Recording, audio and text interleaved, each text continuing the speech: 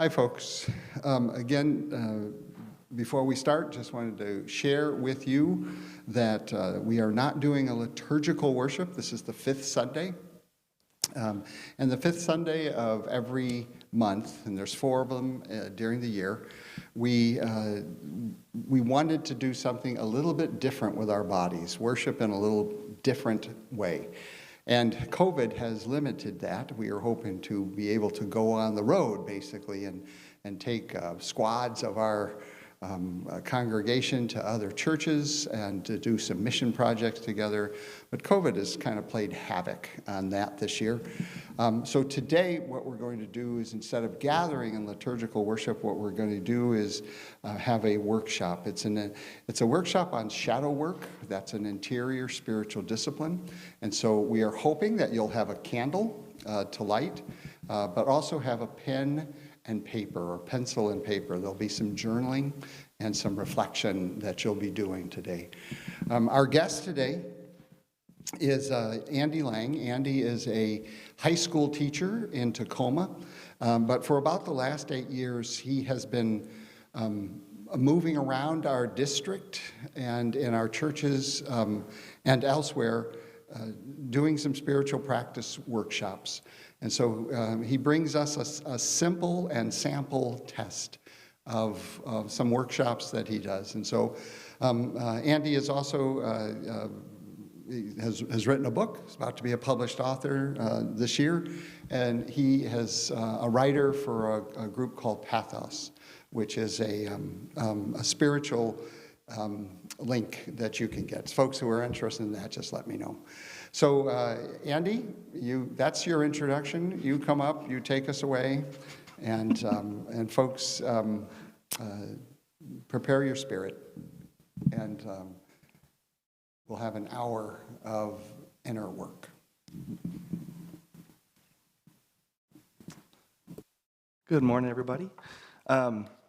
If you have a candle, we're gonna start with that. But you'll just need a candle, you'll need something to write with, and something to write on. I want to start with a couple weeks ago. Those of you who know Thich Nhat Hanh passed away.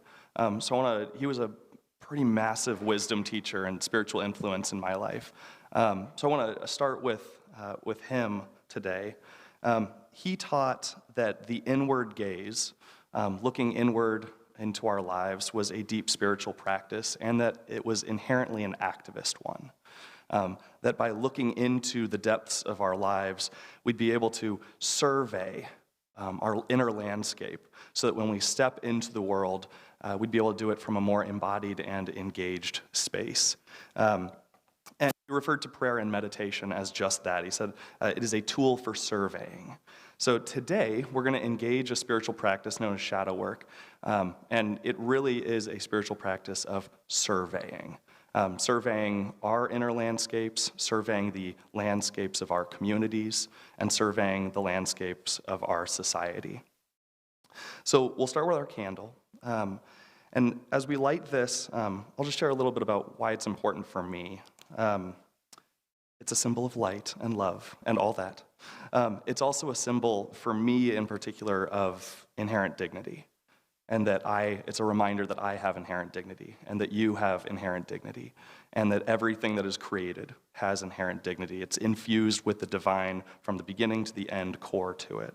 So as we light this candle today, whether you're doing it at your house or here, this will just serve as an ongoing reminder for us of that inherent dignity. As part of that, I always like to think about the things around me that I often don't give gratitude to. So thinking about the land that we're on, thinking about the little tiny animals that we don't see, and reminding ourselves that the worms also have that inherent dignity. So I'll take this time to thank the land, thank the critters, thank the things that are flying and swimming. Take this time to thank all of us who are living our lives to the best of our abilities. Thank all of us who are living our lives through that which has been done to us, through that which has been done around us, that make it sometimes hard to live our lives. thanking the Duwamish people on whose land I'm speaking today, thanking the Puyallup people on whose land I live in Tacoma, and thanking all the stewards, our ancestors before us, our descendants after us, but all those people who will come and have come to honor our land. And so that's what the candle is for. So at any point today, if you lose focus, lose attention, if you're at home folding your clothes, just a reminder that the candle is there as an anchor to bring us back to that core of ourselves that is yearning for something, and oftentimes is yearning for that which is already there, which is our core soul, love space, inner heart space, inherent dignity, whatever you want to call it. This morning, we're going to dip our toes into shadow work. And so I'll start with a working definition of shadows. Shadows are the parts of ourselves that we don't want others to see. Maybe the parts of ourselves that we ourselves don't want to look at, don't want to recognize are there, don't want to admit are there. There are shadows. We would rather they just kind of exist behind us. Let's leave them unseen in the darkness. And because of this, because of the way that they operate in our lives, they're often, when we choose to look at them, when we choose to engage them, it can be extremely dangerous for us. They're in the darkness for a reason. So today, as we go through these different shadows, and I'll try to give this disclaimer several times, but remember to only do what you are willing to do. Remember to only go as deep as is safe for you in where you are in your life. And remember that the work that we're talking through today, that we're dipping our toes into, is ultimately best done with a deep soul friend. A lot of it is best done with perhaps a professional, perhaps a therapist. We're walking the line. That which is spiritual is how do you connect the divine within everything? And so we're walking the line at times today between the stuff that is best done with a spiritual director, the stuff that is best done with a therapist, and sometimes the stuff that's just best done with a community. There are shadows at 3 different levels. I've just kind of alluded to them, but I'll build them quickly now. So we're going to start with the personal level of shadow work. And the personal level is our interior and our inner life. These are our inner narratives, our stories, our traumas, the things we tell ourselves about ourselves, which some of those are positive and wonderful, but most of those things aren't shadows. Those are the things we like about ourselves, we know about ourselves. Shadows are usually the negative ones, the things that we tell ourselves about ourselves that pause our ability to see ourselves as who we truly are. Then there is the communal shadow level. These are the things that our specific communities don't really want to deal with. They'd rather not see, they'd rather not look at, talk about. These could be institutional failings, these could be communal concerns, these could be institutional struggles. And when we say communities, we're talking about, it could be a family of 3, 4, 5, 6, that could be a community. Or we could be talking about a faith community, but a group of people that we consider ourselves a part of. It could be a volunteer organization. And then there's also the societal level.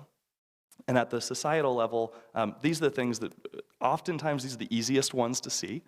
These are the shadows that appear too big to fail. How dare you question them? If we do question them, everything could fall apart. Our entire way of life could crumble. So these are oftentimes the easiest ones to see, but that's also another layer of shadow work.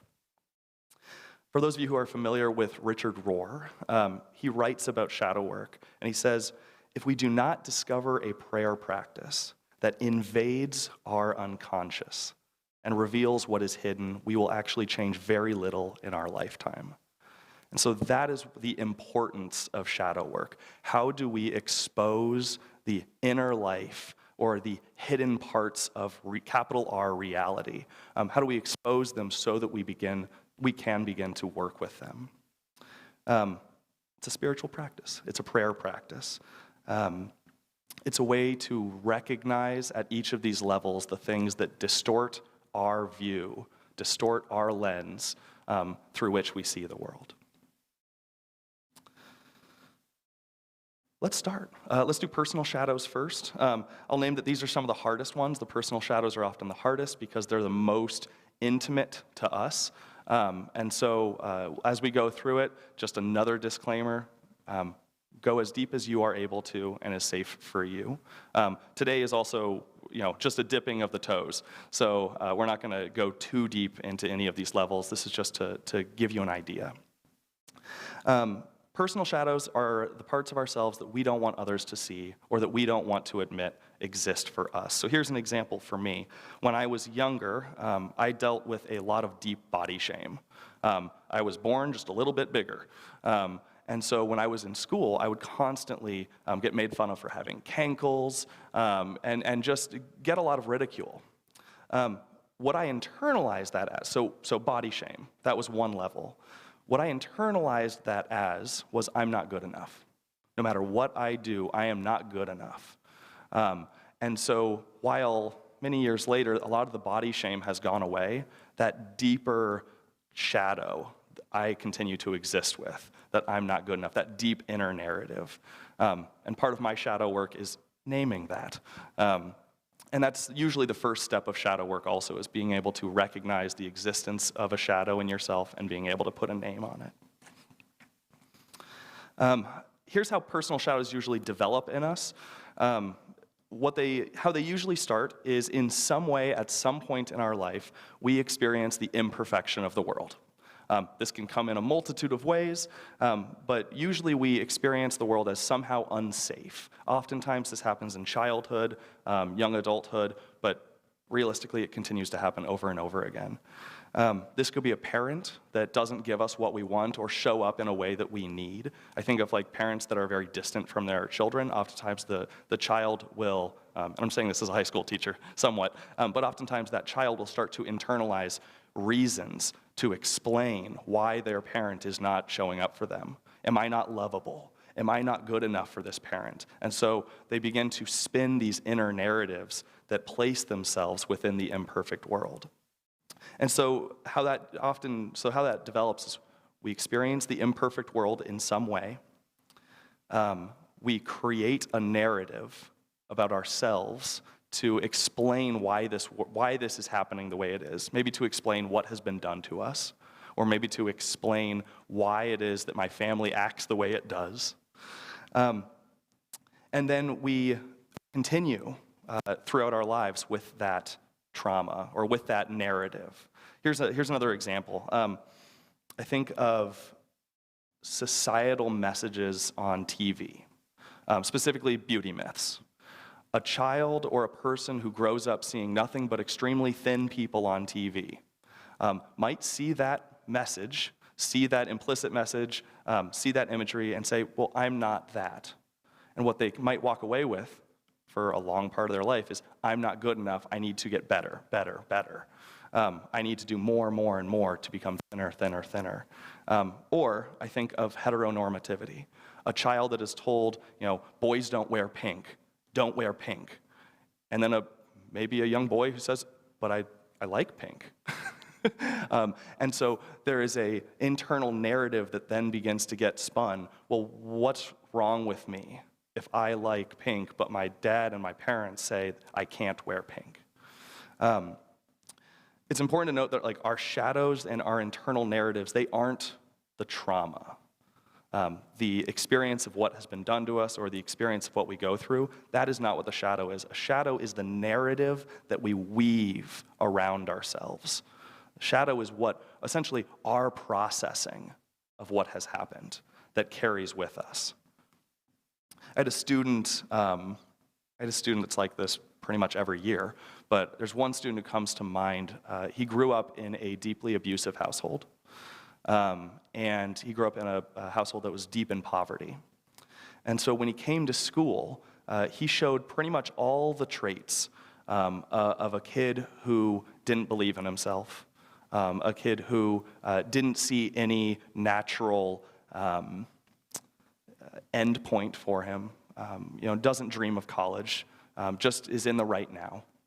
And what over the course of several years getting to know him, what I identified in him, and he really identified, I actually remember the moment he identified, that what he had internalized from growing up in deep poverty, from growing up with having been abused, is that I did something to deserve this. I am the reason that this happened to me. Or in other words, I'm not good enough. Something's wrong with me. That's an internal narrative that can then continue in a person's life. So that's a shadow. This should be pretty familiar for those who are aware of like developmental psychology, but this is also deeply spiritual. So Jesus refers to this as the logs in our own eyes. The things that we don't notice are there, but completely distort the way that we see the world. And so the goal of shadow work is to start noticing the logs, start noticing the things that are there, start noticing the ways in which our perception of the world is distorted by our own internal narratives.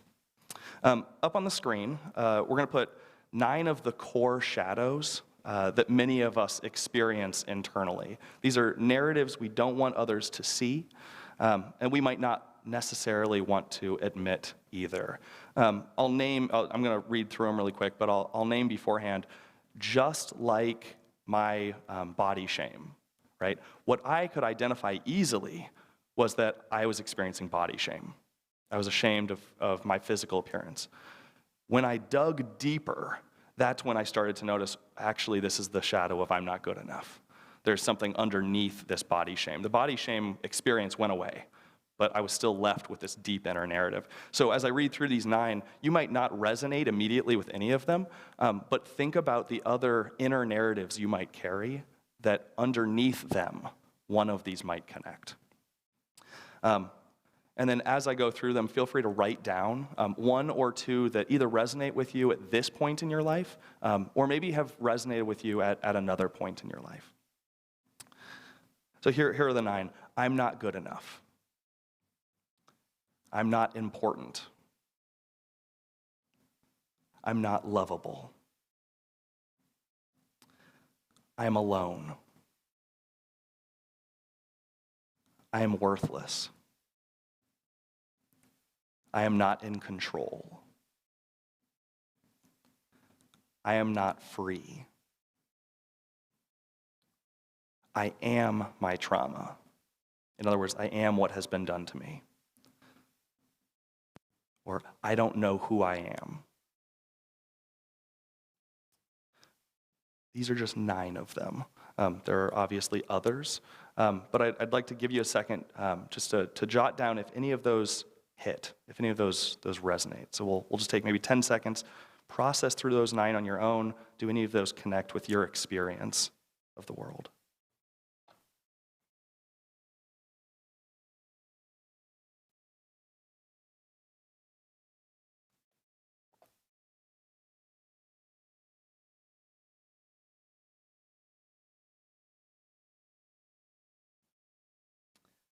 And then because this is a workshop today, we're going to be doing brainstorming activities every once in a while, journaling activities every once in a while. So we'll do the first one right now.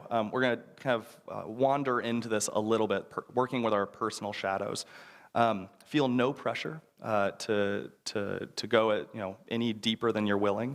But this is really a time to investigate your own internals, investigate your own inner life, the stuff that maybe you haven't looked at in a while. That's why they're shadows. We don't love looking at them. So this could be really difficult. This could be too difficult to do right now, and that's like okay. If at any point during this you realize you need to stand, stretch, move around, like our body holds emotional charge. And so it's very, I'll give an example. A few weeks ago, I was in a conversation, and there were 3 people basically yelling at each other. And I'm just sitting here like, oh, this isn't good. And I had this feeling in my body of, I started to sweat, and I realized, like, I need to get out. It was this big avoidance. I need to get the heck out of here. And that's an example of our bodies hold the energy and the emotional charges that are around us. And so as you dive into your own inner work, it's very possible you're going to feel in your body tension. For me, a lot of it is clenching of my jaw, tension in my shoulders and my back. So if at any point you realize, like, oh, I'm holding that, my shoulders are just like living like right here, feel free to let them go, take a moment, breathe deep into that space. So I'm going to offer a few questions, and we'll just take about 1 minute each for each question. Feel free to journal, draw, doodle, bullet point, mind map, whatever is your method of putting stuff down. Or if you're more of a ponderer than a writer, take time to ponder. There's literally no perfection here. There's no perfect way to do this. So here's the first question, and we'll spend about a minute with it. What negative inner beliefs or narratives do you carry about yourself? What negative inner beliefs or narratives do you carry about yourself? This could be inner beliefs, thoughts, maybe one of the shadows that I just named earlier. But let's just take a minute, just jot down what negative inner beliefs or narratives do you carry about yourself?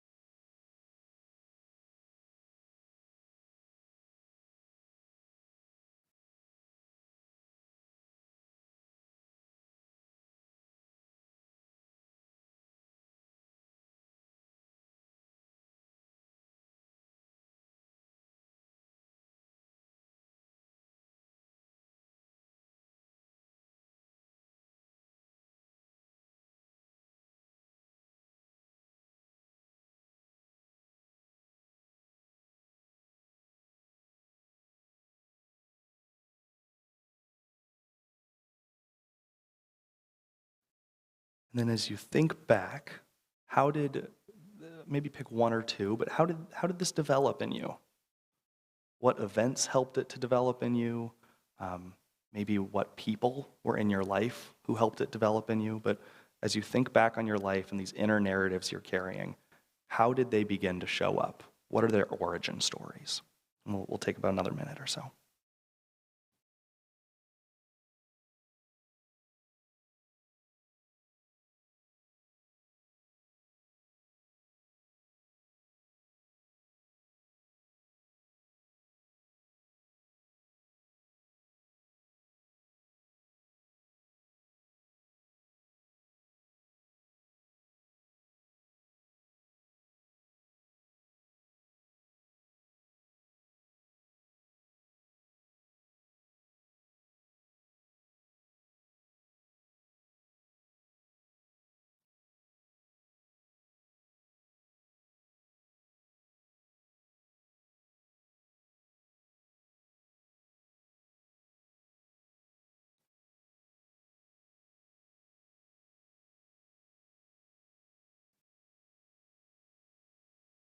And then if you've got multiple shadows you've identified, maybe choose one of them, maybe the one that resonates most with you, or maybe it's the one that's just it's connecting right now. But I want to invite you to imagine looking at that shadow eye to eye. If you need to personify it, that's okay. But imagine looking at it eye to eye and recognizing it, saying, I see you. Naming it, recognizing it, I see you, putting it on blast. And then the question is, what does recognizing this shadow, being able to name the shadow, what does it feel like in your body? If you're not feeling it right now, then really imagine looking at it eye to eye, this part of you. Where do you feel it in your body? Is there a body reaction?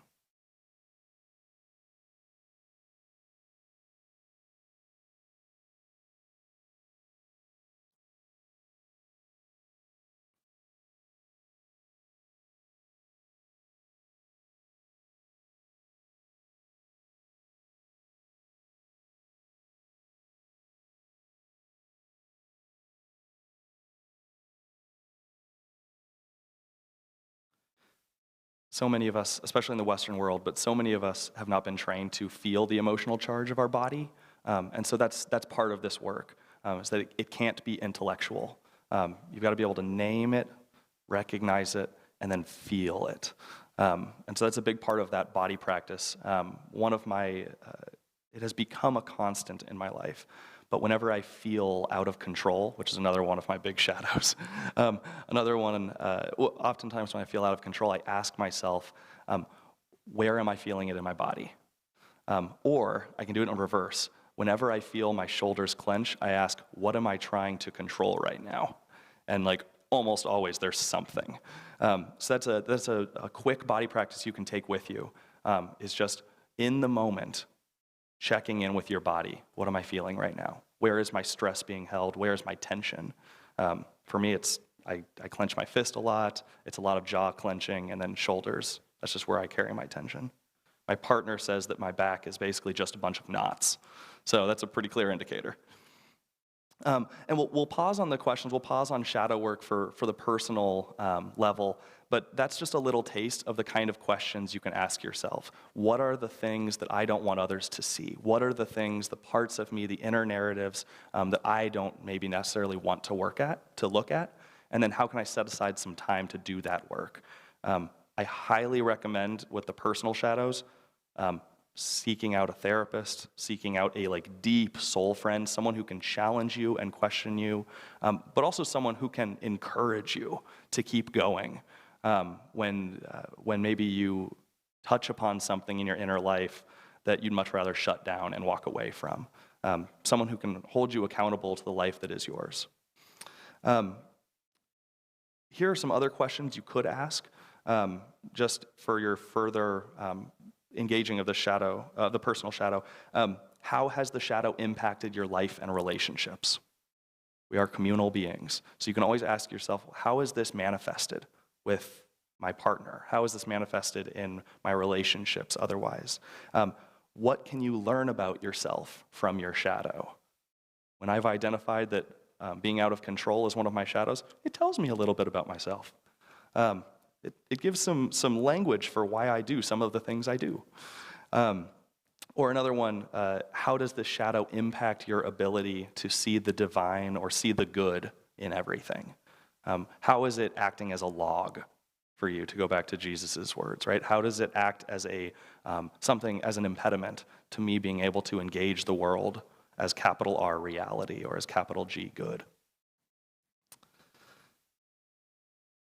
We started today lighting candles and naming that it can be a symbol of our inherent dignity. So let's just take a pause before we move on. And we'll return to that. So I'll invite you, if you're at home, to close your eyes, or if you're here, to close your eyes, or find some space in your room to soften your gaze. And just take a moment to check in with yourself. Maybe that'll start with a little bit of breathing, just recognizing what's your breath doing right now.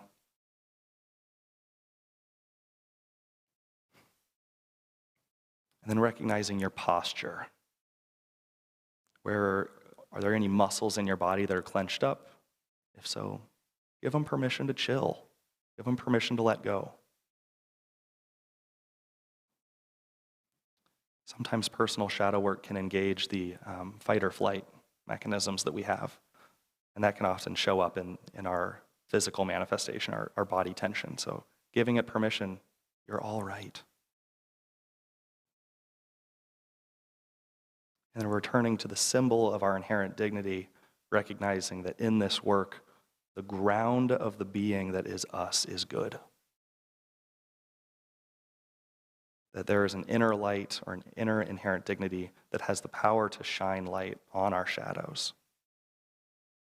Not in a way that damages us, not in a way that hurts us or harms us or perpetuates violence, but in a way that illuminates and allows us to have a better sense of what is.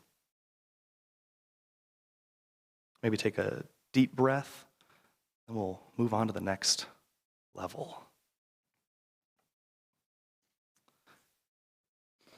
I'd also say that based on what you've written, if there is one insight that you've had that you maybe want to continue working with, or just an insight that, oh, this is interesting, feel free to put a box around it or circle it. Whatever, if you're a box type person like I am, that's my need for control. I like boxes. If you are that kind of person, put a box around it, circle it so you can come back to it later. So the second level of shadow work is at the communal level. This is our communities. These are the shadows that our communities have, things that our communities don't want to talk about, maybe don't want to engage with, don't want to admit are there, the things that our communities certainly don't want others to see. There is nothing worse than others seeing our shadows. And so these are thinking about the groups of people that we find ourselves communing with. They could be geographical groups, geographical communities, neighborhoods, neighborhood councils. They could be affinity-based or interest-based groups. They could be family-based. They could be volunteer-based. These are any groups that we find ourselves in where we come together. So take a moment and think about the communities that you find yourself in.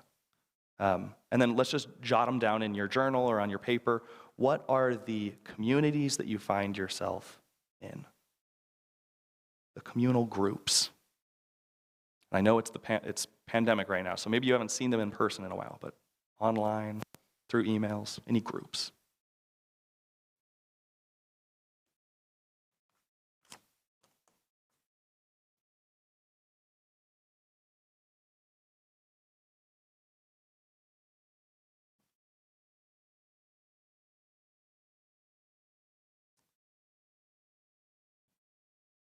Could be family groups, friend groups, workplaces, volunteer orgs, faith communities. This could also include broader communities, so not just a local faith community, but the community of Christianity. So general religious tradition. Could be political groups or political identities. Could be spaces of learning that you might find yourself in. If you are the frequent of a Facebook group, it could be that group.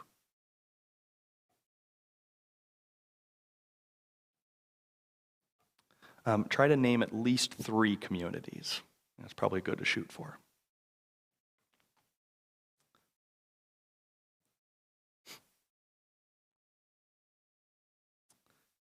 We're going to do we'll do a shadow brainstorm. So I'll show you an example in a second. Of the communities that you've brainstormed, maybe put a circle around 2 of them. Maybe these are the ones that you resonate most with, or maybe you spend the most time with. Or if you think about shadows and what you know about shadows so far, you just think, man, this group's got a lot of shadows. Maybe that's the one to focus on. So maybe just focusing on 1 or 2 of them. I'll show you an example of my shadow brainstorm so you can kind of see how I do this, and then I'll invite you into the practice of brainstorming. So on the screen is a mind map. And a mind map is my way of, this is totally teacher land, and control land, my way of organizing my thoughts. So I chose a community that actually I combined a couple, but the local church. So this is a combination of several local churches that I've been a part of or that I've worked with or worked in. And so in the middle I put local church. That's my community. And this might be, this is going to be specific to me, but it might be familiar to you as well. Things I thought about as I was brainstorming. I thought about what are the things that we as a local church don't really love to talk about. I thought about what are the things we'd rather not hear the truth and implications of. So if we really approach this topic, we'd have to actually deal with it. And then I thought about what are the unsaid and unspoken things that are never challenged or brought to light. So that was kind of my jumping off point of my brainstorm. What I put on there, so with the local church in the middle, I identified 3 general themes. The first one on the bottom left is my experience of local church is that there is a deep desire not to deal with the true implications of what harm and healing looks like. And what that means is, what does it mean as a local church to really engage the harm caused to indigenous communities? What does it look like as our local church, right? Like thinking about a very specific local church to recognize and work towards healing of that harm. more than just an acknowledgement statement. What does it mean to really work towards healing? In my experience of local church, that conversation gets to a point and then stops. And usually it stops right where sacrifice would begin, where it would actually have to start, there'd be implications. It's oftentimes, for communal shadows, and all these shadows, think about where the defensiveness is. If you feel defensiveness, chances are there's a shadow being poked in some way. Another shadow that I have identified from my experience of local church is around dwindling membership and financial sustainability. The conversation that actually things don't look good. Actually, we might be in trouble. That conversation might be a general, mentioned a couple times, but the local churches I've been in don't really want to go down that path. And so there's been this experience of, let's touch upon it, but don't go too far. Don't go too far. And another one is theological cohesion. This is a bit of a pet peeve for me. This is what led me out of the church originally. But it's what do we do on Sunday mornings, and how do the things we do actually connect with the theology we have? And so my experience of the local church was a lot of hymns that sung to a God that was up there, out there, that default was male, default was white, and yet the theology of the sermon, or a lot of the theology of people, didn't necessarily resonate with that hymn. So our hymns were these old songs that we hung on to because of tradition, but they didn't actually connect with the vision, the mission, the purpose, the sense of theology that the local church had. I also think about gendered language. My experience of the local church is mostly progressive Christianity, and yet using overly gendered language of God, even though we know God is non-binary, and not really wanting to have a big conversation around that, because that would question the default. I also think of blood sacrifice themes. In the progressive church, our theology has not been centered on blood sacrifice, and yet every year there are at least a couple hymns sung that you go, oh, interesting. So those are some of the shadows that I've identified in the local church for me, things that the congregation as a whole doesn't really come into conversation around, and doesn't really want to look at and think about what are the implications of. So let's do this. Let's do a little bit of a brainstorm. So of the groups that you've identified, let's maybe focus on one of them. And we'll just do a brainstorm of what are the shadows that this community you've identified has. And I'll have a couple prompts for you. And you can do this mind map style like I did. You can do this bullet style, once again, whatever, they're your notes. But we'll do just a quick brainstorm of the communal shadows that might exist in that space. And if nothing comes to mind at first, that's okay. Your community might be entirely healthy. That's the dream. Or it might mean we just need to dig a little deeper. So here's the first prompt. Once you've identified the community you're going to brainstorm around, what are the things this community doesn't necessarily want to talk about amongst themselves? What are the things that community doesn't necessarily want to admit or talk about amongst themselves?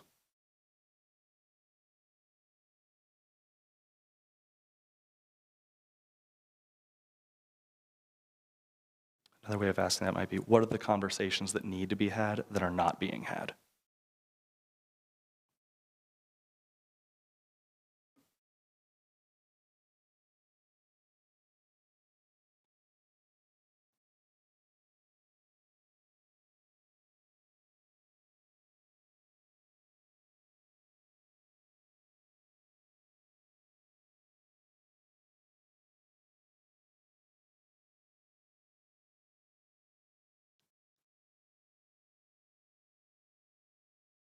Another question, what are things that the community doesn't want others to see or know about that might make the community look not so great?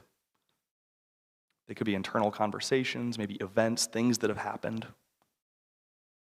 inner dynamics, but what are the parts of that community that they really don't want others to see or know about?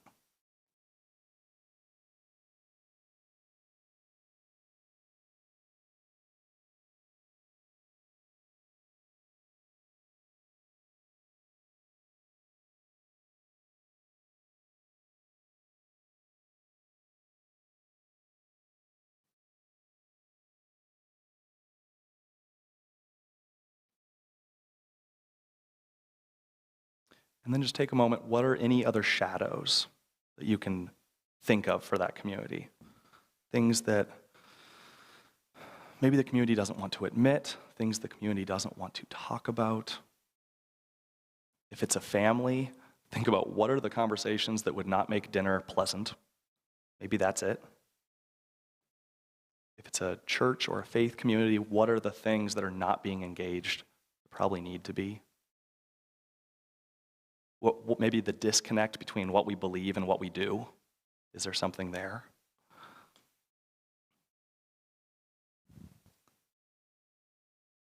If it's a workplace or a school community, perhaps think about what are the outcomes that are happening right now that are not aligned with the dream for that space? What are the outcomes that are happening that aren't necessarily on purpose, connected to the mission, connected to the goal or the vision of the institution?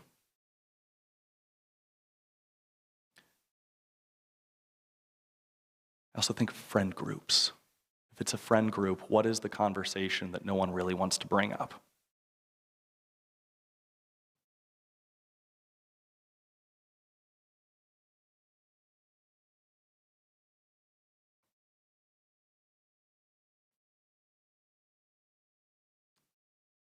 Miraculously, we're somehow on time with what I had planned. So we'll move towards what we can do with these shadows at the communal level. Just like at the personal level, it all starts with awareness. So being able to name and recognize a thing.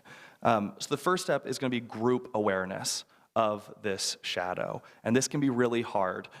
If maybe your family's like this, but if you're the one person of a family showing up and saying, we need to talk about this thing, that can put you in a very not comfortable space, especially if you're naming something about what the family does. Every time we get together, we just yell about politics.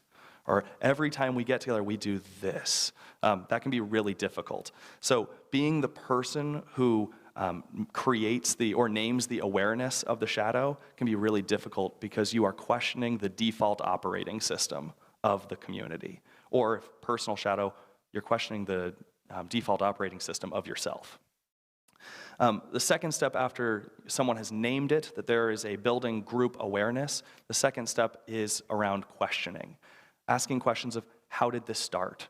What is its origin story? Asking questions of how did it develop over time? Who continued it? Questions of how am I perpetuating this? How am I adding to this? How have I supported this shadow in my life? How have I supported this shadow in the community? Allowing the community conversation, the questions that are asked there, to then shed more light on the shadow. I imagine a shadow of a tree or a shadow of a person. It's one thing to flash a flashlight really quick and be like, oh, there was a shadow there, light. It's another thing to engage a community conversation, which is like many people putting flashlights on the shadow. In Christianity, we might call this witness, paying witness to a shadow, paying witness to a communal story. We might call it testimony. This is the way I see this shadow. This is the way I have added to the shadow or been hurt by this shadow. In community development circles, there's a saying, questions are more important than answers. And I think that really sticks with this. It's the questioning that's going to, the act of getting people together to do the questioning that really does the work. The third step is once you have named a shadow in the community, once you have begun to question it, what is our experience of the shadow, get educated on it.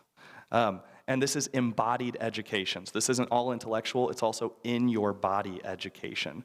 Getting the community to recognize that learning more is needed, and then to build community practices that can hold the hurt and hold the healing that's going to arise from it. Because there's almost always going to be hurt and healing when shadows are exposed. I think about this with communities who decide, we can't not do this anymore. We need to talk about white supremacy. We need to talk about racism. We need to change what we are doing to engage this. So what this might look like at the education level is we've got to get some group-wide education going. We've got to, as a community, understand what we mean when we say whiteness, or understand what we mean when we say racism. It could be getting together and saying we need to understand our impact or understand our history of impact with indigenous boarding schools. It might mean, I think education is also continual, and this is embodied, right? So creating affinity groups, creating white affinity groups, creating people of color affinity groups, so that people with different identities have a space to go.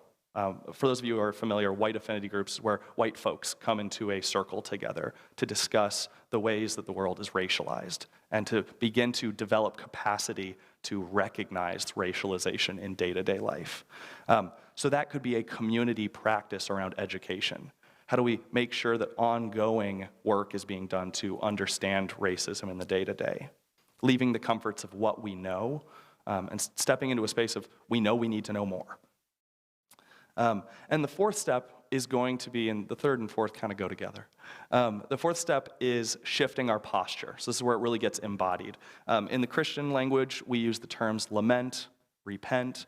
I'd also add accountability as core to that. But what these practices are is, as a community, knowing that we can name and recognize the shadow, then we need to change group behavior. So if you've been thinking about maybe one of the groups that you've identified is your family, how do you begin to change group behavior, language, mindsets away from causing or perpetuating harm? How do we change group behavior so that the shadow doesn't stay reinforced every time we get together? I think about my school community and workplaces. What this might look like is making sure the conversation doesn't stop, that the lamenting and repenting and accountability is an ongoing process. So hiring DEI consultants, staffing and starting white affinity groups, people of color affinity groups ongoing into perpetuity, saying this is going to be part of us ongoing, making sure that leadership is always talking about it, making sure that the shadow doesn't go back from whence it came. It doesn't go back into the recesses of our mind as a community. From my part of my story is I'm deeply uncomfortable with institutional church. And part of that, and I think this is part of the millennial story in general, but I'll speak for me, part of that is faith communities, in my experience, don't love wrestling with a lot of these communal shadows. And I think we can recognize that when you step into a community and you realize they haven't done their work, when you realize there's conversations that need to be had here, you feel the discomfort. And so in my story, I felt that discomfort of, man, this group really needs to talk about this, but they haven't yet. And so it's an act of love and an act of honesty to begin the shadow work. I'm going to go there. It's also an act of growth. How do we create a healthy community so that when people do come in, they experience a healthy community that's doing the work? Because that is deeply attractive. You walk into a space where you know that serious, intentional work is being done. That's nice. It's scary, but it feels like meaning. It feels like meaning-filled. So in your journal, we're going to move into the societal level. In your journal, maybe put a box around any insight or idea or thought that's popped into your head or popped on the paper in the last 15 minutes or so. Box it, circle it.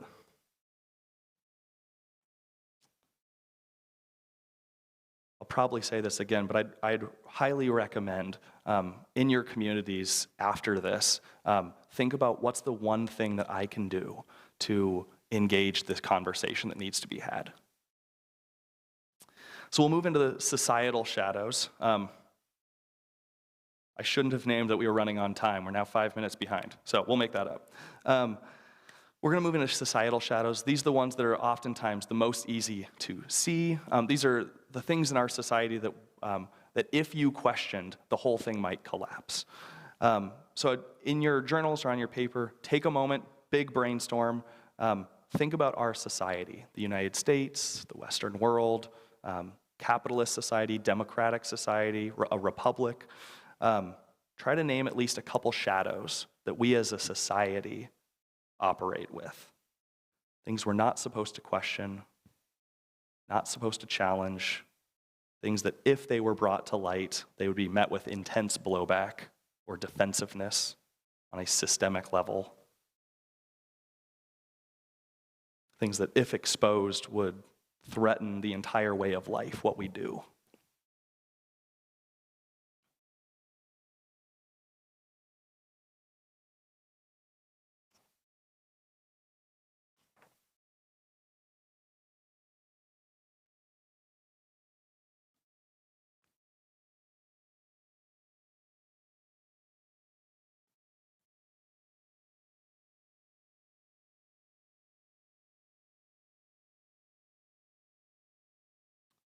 Another way of thinking about this is, as a society, what are the things that we're not supposed to have conversations about? Or what are the things that, man, when the conversation does happen, there's a lot of people that get real defensive real quick. Here's some examples that I brainstormed this morning before I got here. So these are very specific to me, but maybe they'll connect. When I look at society, I think of American capitalism and belief in the market, that the invisible hand will deliver for those who need it, that the invisible hand will work. Don't challenge it too hard, right? That's what I think of. Don't challenge it too hard. That is supposed to be blind trust that we have. I also think of racism, and this is why whenever it's exposed for what it is and how it works, there's massive blowback, especially amongst folks with white bodies. That's a lot of defensiveness whenever that gets touched upon. Side note, as a teacher, that's why I'm like, so many teachers are being asked, being told, we can't speak about something, right? We can't teach basic truths. When that happens, that shows that there is a shadow being touched upon as a society. I also think of patriarchy. I also think of sexism. I think of heteronormativity. I think of warfare. What is the purpose of warfare? Is this something we actually have to live with? I think of borders. Do borders actually need to exist? Is the conversation about whether borders need to exist too explosive to have? In a similar way, I have a lot of friends who are beginning to speak about prison abolition. Is there a future in which we can live without prisons? But man, whenever that has hit the mainstream news, the blowback is huge. So what are the things we're not supposed to question about who we are and how we operate? Because even the conversation is too dangerous. Regardless of if it's a good idea or a bad idea, what are the conversations that are just too dangerous? Do not question them. Many of these societal shadows show up in our day-to-day life. Some don't, but many do. That's why they're societal. They're the lifeblood of our society. So I'm going to offer a framework or a practice that is ongoing for how to do shadow work in this arena. I'd also say that it works literally for all the levels of shadows, but specifically with this one. I've talked to a lot of folks who, when faced with a big societal issue, it's so big, what can I do? And so there's a feeling of impotence. What do I do with this? And this is a way that I have came up with a couple years ago that I think I'm certain it's not my idea. I'm certain it came from something I read. But it's a way to conceptualize this and get going in a way that is ours to do.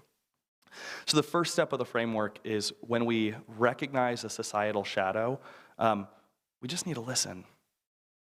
We need to listen to understand what is, non-judgmentally, what is happening. What is capital R real? I think about your community here, Kirkland. What is happening here?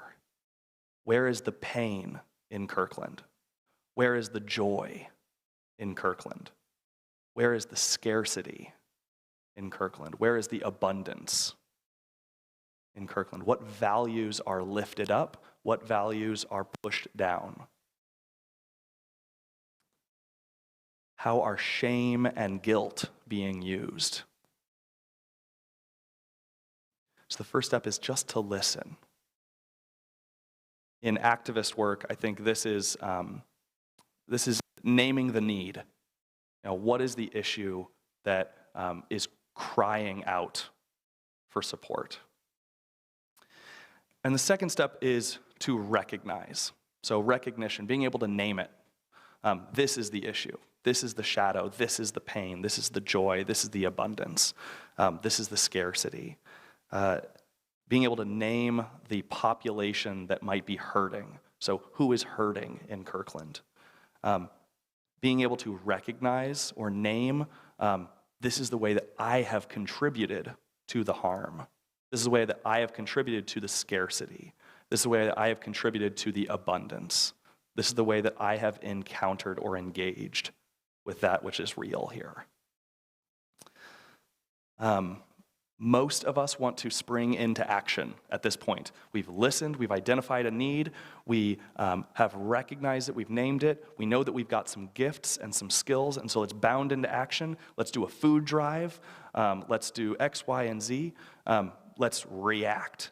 And I think that's where a lot of our activist movements also run into a wall a little bit, because what happens is, what often happens is that the reaction is from those who don't have proximity yet to the issue, the closeness, the intimacy.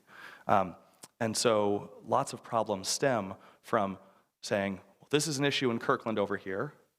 Let's recognize it, name it, let's find a solution for it, without actually being in that space. It's how we get charity and not solidarity. So the next step is to return to listening, to go back and to listen deeper before springing into action. Who are the people being hurt by this? What are their names? What are their stories?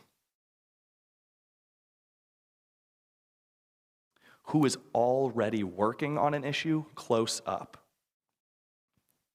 So I'll share an example from Tacoma. I can listen and recognize that we have a deep issue with housing insecurity in Tacoma. And I can spring into action. I could get my network to do some sort of donation drive. We could do some things. But if I haven't recognized that the Tacoma Mutual Aid Network has already been doing all this work, knows all the people, then my impact is going to be much smaller. So being able to listen, who is already working on this close up. That second listen step is one of proximity. How do we listen closer, listen deeper, get to know the real stories of the pain, or the real stories of the abundance, or the real stories of the gifts?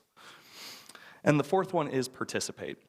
So after we've listened, we've recognized, we've named it, we've listened deeper, we've got names and stories, how do we participate with those who are experiencing the shadow? How are we participating with those who are feeling the harm? I'll give an example. Oftentimes, we will step into spaces with I'll call it a to mentality. We have a vision of how we're gonna fix this thing, and we're gonna go and do it. And what often happens is we're doing that to a community that is not ours, or doing that to a person that we never asked, or doing it to something. It's a colonization mindset.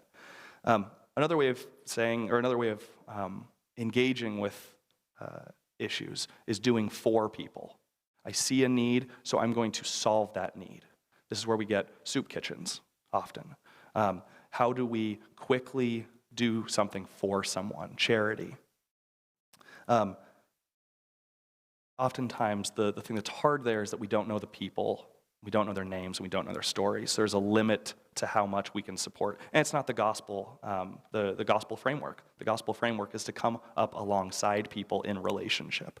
And so that final step is, how do we participate with those who are feeling harm, those who are being impacted by this shadow? How are we listening to their voices and following their voices, following their stories, letting them say what they need, so that we can then bring up our gifts alongside them? For any of the societal shadows that you've identified as you've been writing, think about this framework. Listen, recognize, listen, participate. And maybe you can set yourself a goal, or just maybe noodle on it a little bit more. what is the way that you can begin to work this process for that societal shadow? What is a way, and maybe what point are you jumping in at? Maybe you've been listening. Maybe you've already recognized some of the issues. What are the ways that you can listen deeper? What are the steps you can take in your community to listen deeper? But we're talking about building capacity. I'll return us to our candle, and then we're probably about 5 minutes from closing out. So I'll just return us to the candle, inherent dignity. The shadows at each of these levels are ways that our connection and engagement with inherent dignity of ourselves, the inherent dignity of our community, the inherent dignity of our society might become impeded, stopped, paused, altered. And so remembering to return to the core that all things have inherent dignity is important. So let's do let's go ahead and do a quick breath practice, and then we'll close for this morning. So I'd invite you to go ahead and close your eyes if you're comfortable, or find a space in your room to settle your gaze. We'll begin with the breath.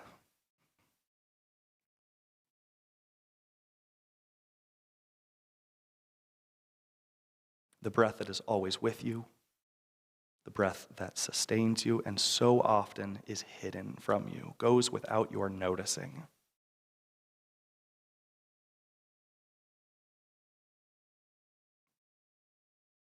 And then notice your posture.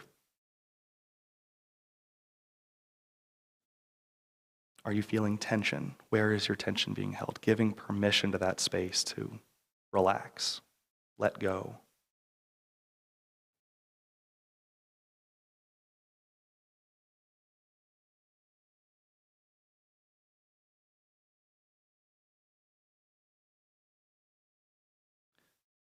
And then return to that sense of inherent dignity within you. No matter the shadows that might exist in you, the inner narratives, the things you've told yourself about yourself, the things that have been done to you, before all of that, through all of that, inherent dignity.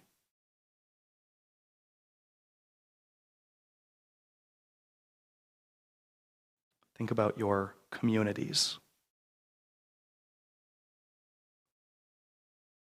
the groups of people in which you find yourself, the conflict that might exist, the challenges, the dreads, the I don't want to go to work today because I got to deal with this. Before that, through all of that, inherent dignity in you, in everyone around you, in everything around you.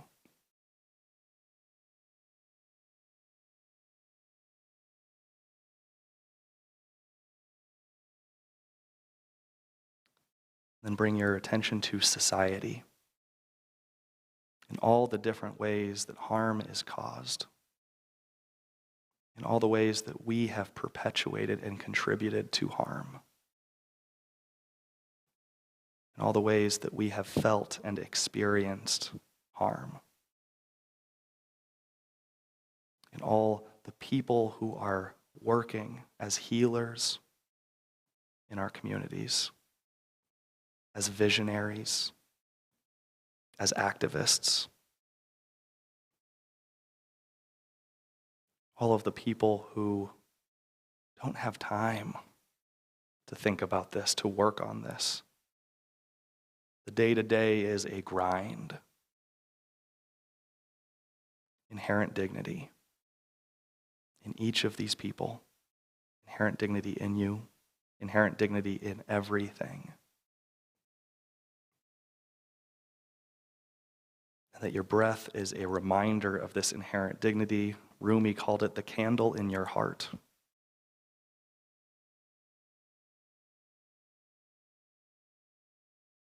That the breath is your anchor in the work that must be done, that is uniquely yours to do, and at the same time not only yours to do.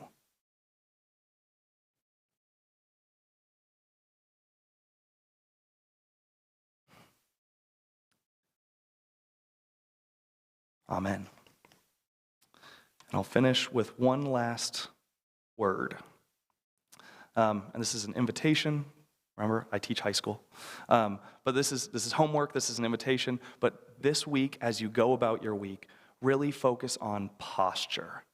In all these different worlds that you live in, personal life, inner life, community life, family life, societal life, how are you showing up? What is your posture telling you about how you are being engaged and engaging in these different levels? And how are you doing the work to survey the landscapes, as Thich Nhat Hanh said?